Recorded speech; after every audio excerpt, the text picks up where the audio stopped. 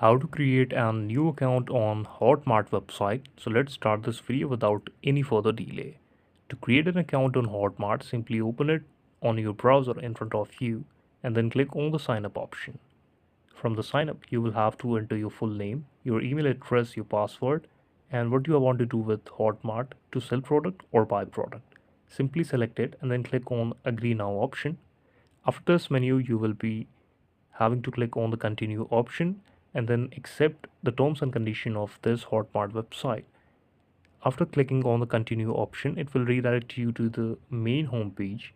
Please select your password as it is directed in this minimum of the 7 characters on your password. Now I will click on the continue button and you will see that I have logged in and my account is created currently on Hotmart. You can simply buy a product, you can add to cart. This is your account section.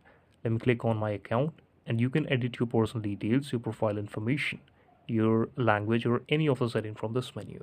Thank you so much for watching this video.